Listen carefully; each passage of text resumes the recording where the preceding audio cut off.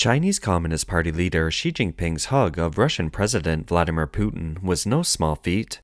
In the hazy night, Xi and Putin were taking a walk, and perhaps because they had been drinking, the two looked as if they were glowing red. As they were about to part ways, Xi reached out his arms and made a hugging gesture to Putin, who was apparently caught unprepared. 1.5 seconds later, Putin responded with a warm hug. Such a scene is quite rare for CCP leaders, who generally don't go for easy hugs. Putin has met Xi 40 times before, and this was the first time they hugged. After this, the world is speculating what was discussed between Xi and Putin. What will their embrace bring to the world? We'll explore these questions in this episode. This scene took place on May 16, 2024. Russian President Putin arrived in Beijing in the early hours of May 16th in a hurry and met with Xi Jinping on the same day. We noticed that Putin seldom smiled and often looked bitter throughout the whole journey. Apart from the fatigue from the long trip, it's more likely because the expected results of the visit weren't achieved. Statements from both sides should have disappointed Putin. Let's start with the reception details. It's interesting that the Chinese government sent a state counselor to meet Putin in Harbin. It would seem that Putin, once the big brother, has become the little brother of the CCP. If Russia is so important to China, Xi should at least send Vice President Han Zhen or the chairman of the National People's Congress. Last month when Xi visited France, the French president was there to greet him. When Putin entered Beijing, Xi held a big welcome ceremony in front of Tiananmen Square with a cannon salute and a huge military parade. The red carpet was long, very long, covering a big area. Many people joked that all the red carpets in Beijing had moved to Tiananmen Square. Along the way, the Chinese military band played A Night Outside Moscow. It looks like a balancing act from Xi Jinping.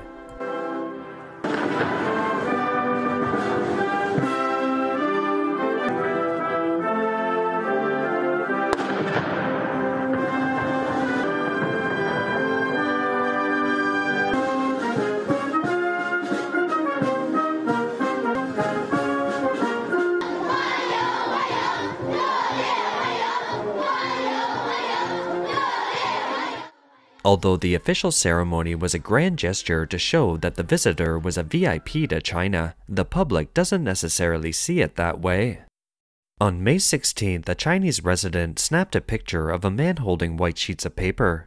One reads, "Peace-loving Chinese don't welcome war criminals." The other reads, "Putin, have you come to China to solicit donations or kanjin?" Kanjin refers to a Buddhist monk soliciting food. In Chinese, kanjin is used as an idiom for saying begging for stuff. We don't know exactly what Putin wanted when he came to Beijing. On the morning of May 16th, Putin and Xi first had a small meeting. Благодарен за ваше поздравительное послание по случаю моего переизбрания на пост президента Российской Федерации. Спасибо вам большое за приглашение. В марте прошлого года, сразу после избрания на пост председателя Китайской Народной Республики, вы также посетили Москву.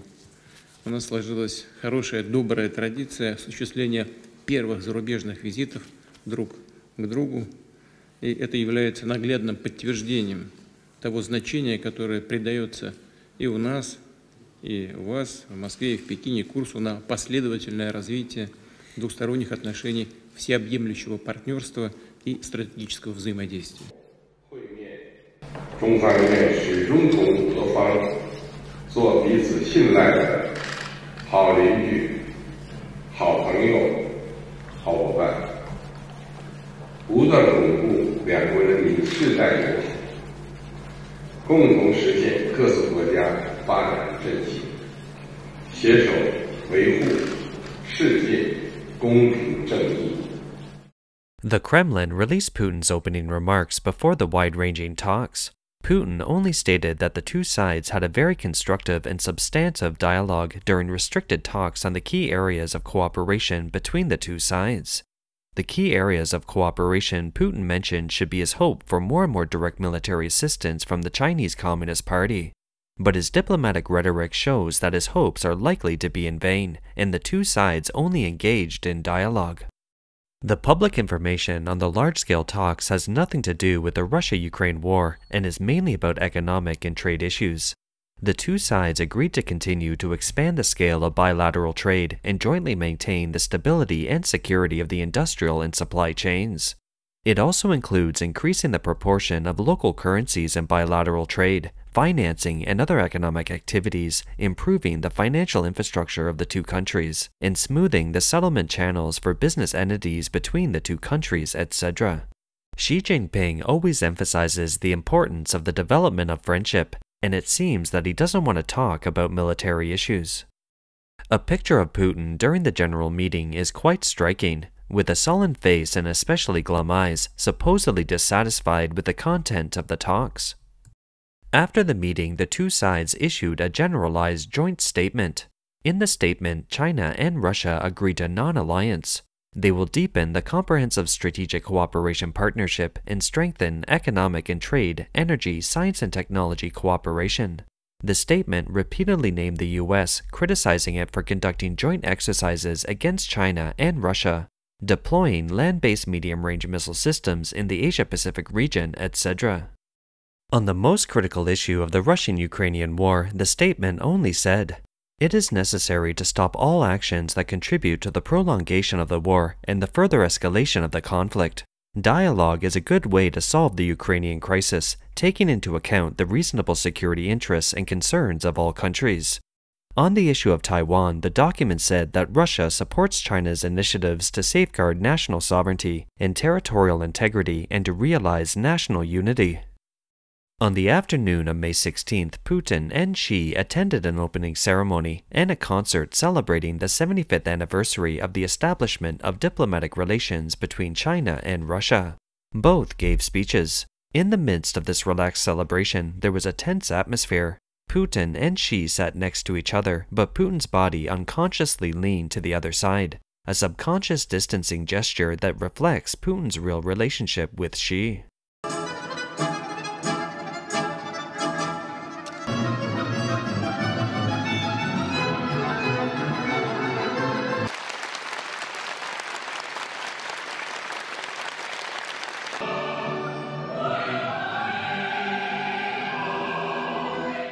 In 1949, the CCP regime established diplomatic relations with the USSR. That was 75 years ago.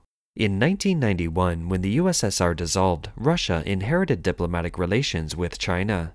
In other words, the Russian-Chinese relations have actually been only 33 years old. This should be a stunt arranged during Putin's visit to China. Historically, China didn't have friendly relations with Russia, and later the Soviet Union. In the 1960s, China and the Soviet Union turned against each other and engaged in a military conflict. The Soviet Union threatened to use nuclear weapons and attack Beijing directly, forcing the CCP's top brass to evacuate in a hurry. In 1971, American President Nixon visited China and turned the CCP away from the communist camp. In 1989, Sino-Soviet relations were normalized. But 2 years later, the Soviet Union collapsed and the Russian Federation inherited diplomatic relations with the CCP.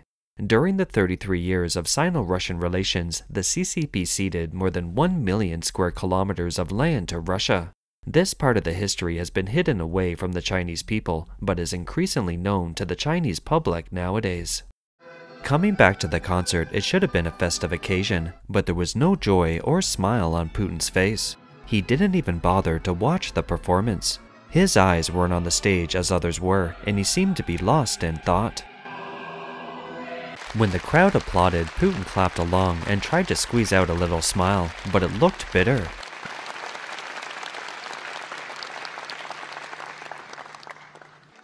On the evening of May 16th, Putin and Xi held another small meeting at Zhongnanhai. The two sides had already met with journalists and issued a joint statement, yet they met again in a small group. Putin, probably unsatisfied, wanted to have another go at it.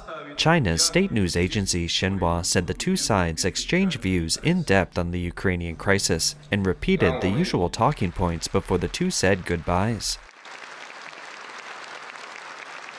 It's not hard to understand. The CCP is likely hesitant to respond to Moscow's requests for more military aid because of warnings from the US and the West. Plus, the CCP itself is facing economic difficulties and internal political and social turmoil.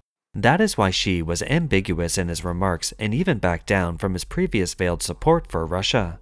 He should be more worried about US and European sanctions. Putin's trip to Beijing may not have secured pledges of more military aid from the CCP or overt political support from Beijing, as is almost obvious from Putin's expression.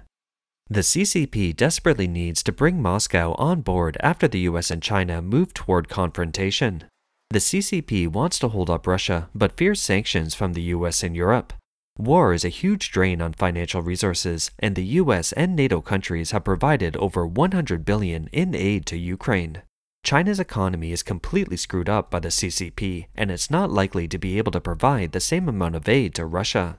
If the CCP insists on aiding Russia and insists on going toe-to-toe with the US and its allies, it would wear itself out even faster. Russia needs real money from China. On May 12th, Putin's first major move of his new term was to replace Sergei Shoigu, Russia's longest-serving defense minister. He was replaced with economist Andrei Belousov. Putin has picked an economist to plan for the war, indicating that the future of the Russian-Ukrainian war is long-term and may proliferate. From a financial point of view, lowering costs allows the war to continue in the long term. Putin may want to turn the entire Russian economy into a military industry-based economy that's dedicated to the war. On the question of whether it's possible for Russia to win, there are deep divisions within the CCP. For example, Feng Yujuan, an expert on Russia, published an article in The Economist in April 2024 entitled, "Russia is undoubtedly defeated in Ukraine." He cites 4 reasons for his argument. First, Ukrainian resistance and national unity. Second, international support for Ukraine. Third, the aging and obsolete nature of Russia's industrial power and command, control, communications, and intelligence systems.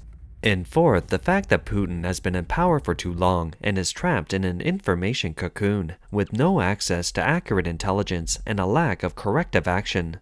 According to his projection, Russia will withdraw from all occupied Ukrainian territories, including Crimea, even if it has nuclear weapons. Of course, Beijing authorities hate this kind of opinion, and Xi Jinping's Russian complex cannot be ruled out. According to a December 2022 report in the Wall Street Journal, after reading a Tsinghua University report in 2017, which argued that there was no future for the Russian economy, Xi Jinping wrote in the margins of the report that it was a load of nonsense.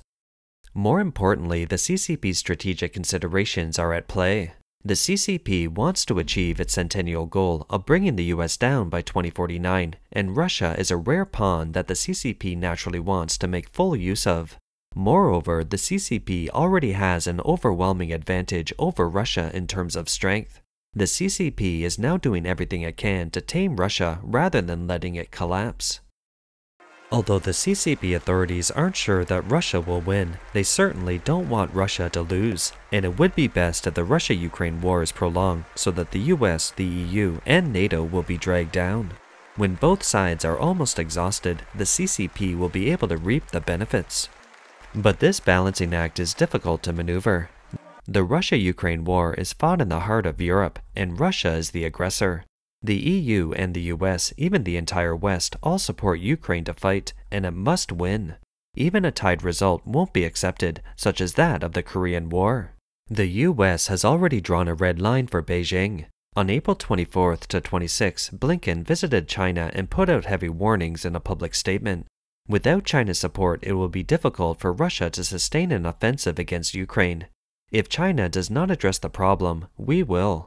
The US has identified the CCP as the #1 supplier of products and materials for Russia's munitions manufacturing. It has imposed sanctions and export controls on more than 100 Chinese entities and is fully prepared to take action and take additional measures. For example, on the eve of Putin's visit to China, May 9th, the US added 37 Chinese entities to the sanctions list. Those entities are involved in high-altitude balloons, quantum technology, and nuclear programs and aid to Russia. On May 14th, Biden announced a substantial increase in tariffs on 7 categories of Chinese imports, including electric vehicles, computer chips, and medical products. More follow-up measures are expected. The EU has also put pressure on China. Most EU countries are tired of the CCP's verbal neutrality and are wary of the CCP's strategy to divide EU countries and alienate Europe and the US.